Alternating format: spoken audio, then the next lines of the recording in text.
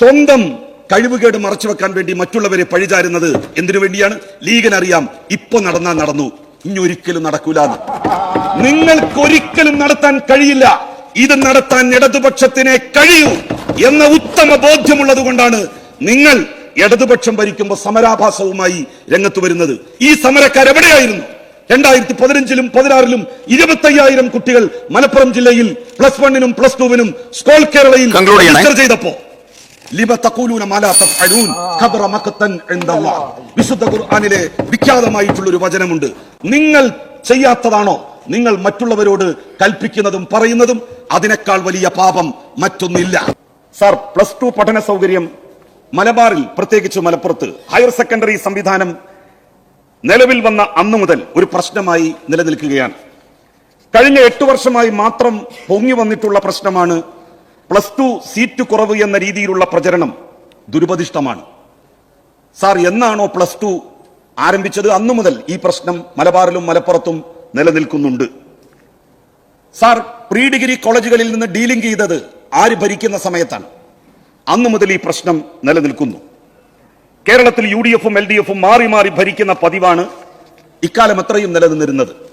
എന്നാൽ 2021-ലാണ് അതിനൊരു മാറ്റമുണ്ടായത്. 2015-16 UDF ഭരണത്തിന്റെ അവസാന വർഷം മലപ്പുറത്ത് +2-ന് പ്രവേശനം കിട്ടാതെ സ്കോൾ കേരളയിൽ രജിസ്റ്റർ ചെയ്തിരുന്ന കുട്ടികളുടെ എണ്ണം എത്രയാണെന്ന് ആർക്കെങ്കിലും അറിയുമോ? 25,000-ലധികം കുട്ടികളാണ് UDF ഭരിച്ച 2015-16 അധ്യയന വർഷം മലപ്പുറം ജില്ലയിൽ സ്കോൾ കേരളയിൽ സീറ്റ് കിട്ടാതെ സ്വകാര്യ പഠനത്തിന് രജിസ്റ്റർ ചെയ്തിരുന്നത്. സാർ, 2023-24 അധ്യയന വർഷത്തിൽ മലപ്പുറത്ത് സ്കോൾ കേരളയിൽ രജിസ്റ്റർ ചെയ്ത കുട്ടികളുടെ എണ്ണം 12,000-ആയി ചുരുങ്ങി. പകുതിയിലധികം ചുരുങ്ങിയിരിക്കുകയാണ് സ്കോൾ കേരളയിൽ രജിസ്റ്റർ ചെയ്ത മലപ്പുറത്ത് നിന്നുള്ള കുട്ടികളുടെ എണ്ണം.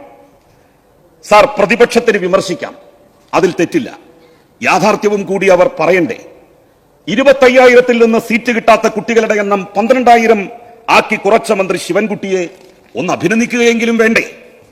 അപ്പുറത്തിരിക്കുന്നവർ അതിന് തയ്യാറാവണ്ടേ? സാർ, 185 +2 സ്കൂളുകൾ മലബാറിൽ മാത്രമായി അനുവദിച്ച മുൻ വിദ്യാഭ്യാസ വകുപ്പ് മന്ത്രി ശ്രീ MA ബേബിയെ മറക്കാൻ എങ്ങനെ മലബാറുകാർക്ക്, മലപ്പുറത്തുകാർക്ക് സാധിക്കും? ചരിത്രത്തിൽ ആദ്യമായിട്ടായിരുന്നു സ്കൂളുകൾ അനുവദിക്കുമ്പോൾ ഒരു പ്രദേശത്ത് മാത്രമായി അന്നത്തെ VS സർക്കാരിലെ വിദ്യാഭ്യാസ മന്ത്രിയായിരുന്ന MA ബേബി അനുവദിച്ചത്. സാർ, സീറ്റില്ലായ്മയെ കുറിച്ച് വിമർശിക്കുമ്പോൾ ബേബി സാറിനെ കുറിച്ച് നമ്മൾ ഓർക്കണ്ടേ? ഇത്രയും വലിയ 185 സ്കൂളുകൾ മലബാറിൽ മാത്രമായിട്ട് ഹയർ സെക്കൻഡറി അനുവദിച്ച ബേബിയെ. സാർ, 11ഉം 12ഉം ക്ലാസുകളിൽ മാത്രം മലപ്പുറത്തെ കുട്ടികൾ സർക്കാർ എയ്ഡഡ് സ്കൂളുകളിൽ പഠിച്ചാൽ മതിയോ?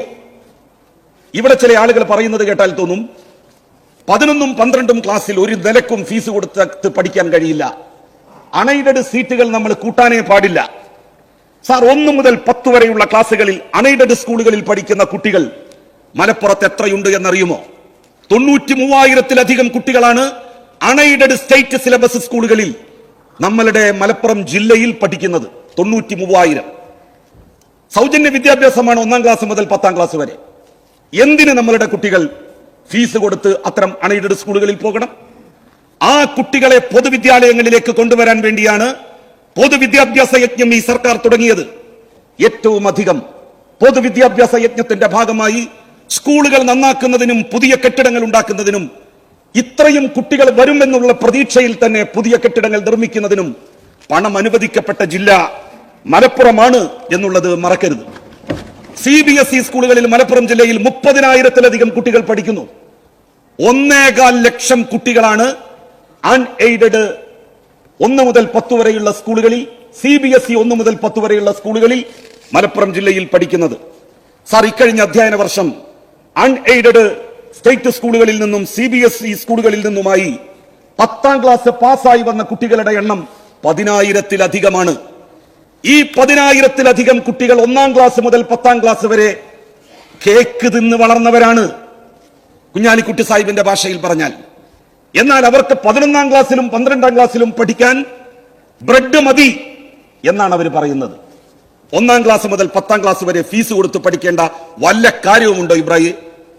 1.25 ലക്ഷം കുട്ടികളാണ് നമ്മളുടെ ജില്ലയിൽ അങ്ങനെ പഠിക്കുന്നത്. ഈ 1.25 ലക്ഷം കുട്ടികളെ പൊതുവിദ്യാലയങ്ങളിലേക്ക് കൊണ്ടുവരാൻ നമുക്കൊരു ക്യാമ്പയിൻ നടത്താം. +1 സീറ്റില്ല എന്ന് പറഞ്ഞ് നടത്തപ്പെടുന്ന സമരങ്ങൾക്ക് നേതൃത്വം നൽകുന്ന സംഘടനകൾ തയ്യാറുണ്ടോ? അതിന് തയ്യാറാവില്ല സാർ. കാരണം അവർക്കൊക്കെ തന്നെ 1-ാം ക്ലാസ് മുതൽ 10-ാം ക്ലാസ് വരെയുള്ള അൺഎയ്ഡഡ് സ്കൂളുകൾ ഉണ്ട്. അവരൊക്കെ വിദ്യാഭ്യാസ കച്ചവടം നടത്തുകയാണ്. ഏത് സംഘടനക്കാണില്ലാത്തത്? മുസ്ലിം ലീഗിനോട് അഫിലിയേറ്റ് ചെയ്ത് നിൽക്കുന്ന ഇന്ന് സമരത്തിന്റെ മുൻപന്തിയിലുള്ള എല്ലാ സംഘടനകൾക്കും അൺഎയ്ഡഡ് സ്കൂളുകളില്ലേ? 1 മുതൽ 10 വരെ. 1-ാം ക്ലാസ് മുതൽ 10-ാം ക്ലാസ് വരെ കേക്ക് തിന്നാം. എന്നാൽ 11-ാം ക്ലാസ്സിലും 12-ാം ക്ലാസ്സിലും 11-ാം ക്ലാസ്സിലും 12-ാം ക്ലാസ്സിലും നമുക്ക് ബ്രെഡ് മതി എന്ന് പറയുന്നതിൽ എന്ത് ന്യായമാണുള്ളത് സാർ? എന്റെ അഭിപ്രായം 1-ാം ക്ലാസ് മുതൽ 12-ാം ക്ലാസ് വരെ നമ്മുടെ കുട്ടികൾ പൊതുവിദ്യാലയങ്ങളിൽ പഠിക്കണം. അതിനുള്ള സൗകര്യം ഒരുങ്ങണം. അത് ഏതെങ്കിലും 1-2 ക്ലാസ്സുകളിൽ മാത്രം പോരാ, എല്ലാ ക്ലാസ്സുകളിലും വേണം സാർ. 1 മുതൽ 10 വരെ കേരളത്തിൽ സൗജന്യ വിദ്യാഭ്യാസമാണ് നൽകുന്നത്. 1.25 ലക്ഷത്തിലധികം കുട്ടികൾ മലപ്പുറത്ത് ഫീസ് കൊടുത്ത് പഠിക്കുകയാണ്. ആ സാഹചര്യം ഒഴിവാക്കണം. 10,000-ഓ 15,000-ഓ കുട്ടികൾ മാത്രമല്ല +1-നും +2-നും ഫീസ് കൊടുത്ത് പഠിക്കേണ്ടി വരുന്ന സ്ഥിതി മലപ്പുറം ജില്ലയിൽ ഉള്ളത് എന്നുള്ള കാര്യം ആരും മറന്നു പോകരുത് സാർ. ഒരു ക്യാമ്പയിൻ അതിനുവേണ്ടി നമുക്ക് നടത്താം. അതിന് തീർച്ചയായും മുസ്ലിം ലീഗിന്റെ സുഹൃത്തുക്കൾ മുൻപന്തിയിൽ ഉണ്ടാകും എന്ന് ഞാൻ പ്രതീക്ഷിക്കുന്നു സാർ. +1-നും +2-നും ഫീസ് കൊടുത്ത് പഠിക്കുന്നതിനെ സംബന്ധിച്ച് ഘോരഘോരം പ്രസംഗിക്കുന്ന ആരും 1-ാം ക്ലാസ് മുതൽ 10-ാം ക്ലാസ് വരെ ഫീസ് കൊടുത്ത് പഠിക്കുന്ന സംവിധാനത്തെക്കുറിച്ച്, സൗജന്യമായിട്ട് വിദ്യാഭ്യാസം നമുക്ക് കിട്ടുന്നുണ്ട്, എത്ര കെട്ടിടങ്ങൾ പുതിയതായിട്ട് കയറ്റിയിട്ടുണ്ട്, അവിടേക്ക് നമ്മളുടെ കുട്ടികളെ അയച്ചുകൂടെ സാർ? ഒരു ചെറുവിരൽ പോലും അതിനെതിരായി അനക്കാൻ ഇവർക്കാർക്കും ഇന്ന് വരെ കഴിഞ്ഞിട്ടില്ല സാർ. മലബാറിന്റെ പ്രശ്നം, മലപ്പുറത്തിന്റെ പ്രശ്നം പരിഹരിക്കപ്പെടേണ്ടതാണ്. 20ഓളം ഹൈസ്കൂളുകൾ ഉണ്ട്, ഗവൺമെന്റ് സ്കൂളുകൾ, ഗവൺമെന്റ് ഹൈസ്കൂളുകൾ. ആ ഗവൺമെന്റ് ഹൈസ്കൂളുകളിൽ മുഴുവൻ തന്നെ +2 സ്കൂളുകളാക്കി ഉയർത്തി ഈ പ്രശ്നത്തിന് പരിഹാരം കാണണം. അതോടൊപ്പം തന്നെ പുതിയ ബാച്ചുകൾ മലപ്പുറം ജില്ലയിൽ അനുവദിച്ചുകൊണ്ട് കുട്ടികൾക്ക് പഠിക്കാനുള്ള സാഹചര്യം ഒരുങ്ങണം. മുമ്പൊക്കെ ITCയിൽ പഠിച്ചാൽ, ITIയിൽ പഠിച്ചാൽ അതോടുകൂടി 2 വർഷം കൊണ്ട് പഠനം അവസാനിക്കുമായിരുന്നു. 1-ാം പിണറായി സർക്കാരിന്റെ കാലത്ത് സാർ അതിന് മാറ്റമുണ്ടായി. സംസ്ഥാനത്തിന്റെ ചരിത്രത്തിൽ ആദ്യമായി +1-ന് ITIക്ക് പഠിച്ച കുട്ടിക്ക് 2 വർഷം ITI പഠനം കഴിഞ്ഞാൽ പോളിടെക്നിക്കിൽ ലാറ്ററൽ എൻട്രിക്ക് ചേരാനുള്ള സാഹചര്യം ആദ്യമായി കേരളത്തിൽ ഉണ്ടാക്കി. അതോടുകൂടി ഡിപ്ലോമയ്ക്ക് ചേരാം. ഡിപ്ലോമ കഴിഞ്ഞ് അവർക്ക് ലാറ്ററൽ എൻട്രിയിലൂടെ എഞ്ചിനീയറിംഗിൽ യഥാർത്ഥത്തിൽ ചേരാം സാർ. മുസ്ലിം ലീഗിന്റെ കയ്യിൽ കഴുത്തും കത്തിയും ഉണ്ടായിരുന്ന കാലത്ത്, എല്ലാം ലീഗിന്റെ കയ്യിൽ ഉണ്ടായിരുന്ന കാലത്ത് ആരായിരുന്നു തടസ്സം നിന്നത് ഈ പ്രശ്നങ്ങൾ പരിഹരിക്കാൻ? ഈ പക്ഷത്തുള്ളവരാണോ? അല്ല, കോൺഗ്രസ് ആണ് അതിനെതിരായിട്ട് നിന്നത്. സ്കൂളുകൾ മലബാറിലും മലപ്പുറത്തും മാത്രമായി കൊടുക്കരുത് എന്ന് പറഞ്ഞത് കോൺഗ്രസ് നേതാക്കന്മാരാണ്. 5-ാം മന്ത്രിസ്ഥാനം ലീഗിന് തന്നപ്പോ അത് വലിയ പ്രശ്നങ്ങൾ ഉണ്ടാക്കും, സാമുദായിക സന്തുലിതത്വം നഷ്ടപ്പെടുത്തും എന്ന് പറഞ്ഞത് ഇടതുപക്ഷമല്ല, ഇരിക്കുന്നവരല്ല. 1 മിനിറ്റ് കൂടി സാർ. സ്വന്തം കഴിവുകേട് മറച്ചുവെക്കാൻ വേണ്ടി മറ്റുള്ളവരെ പഴിചാരുന്നത് എന്തിനു വേണ്ടിയാണ്? ലീഗിനറിയാം ഇപ്പൊ നടന്നാൽ നടന്നു, ഇനി ഒരിക്കലും നടക്കൂലെന്ന്. നിങ്ങൾക്കൊരിക്കലും നടത്താൻ കഴിയില്ല. ഇത് നടത്താൻ ഇടതുപക്ഷത്തിനെ കഴിയൂ എന്ന ഉത്തമ ബോധ്യമുള്ളത് കൊണ്ടാണ് നിങ്ങൾ ഇടതുപക്ഷം ഭരിക്കുമ്പോൾ സമരാഭാസവുമായി രംഗത്ത് വരുന്നത്. ഈ സമരക്കാരെവിടെയായിരുന്നു? 2015-ലും 2016-ലും 25,000 കുട്ടികൾ മലപ്പുറം ജില്ലയിൽ +1-നും +2-നും സ്കോൾ കേരളയിൽ രജിസ്റ്റർ ചെയ്തപ്പോ വിശുദ്ധ ഖുർആനിലെ വിഖ്യാതമായിട്ടുള്ളൊരു വചനമുണ്ട്.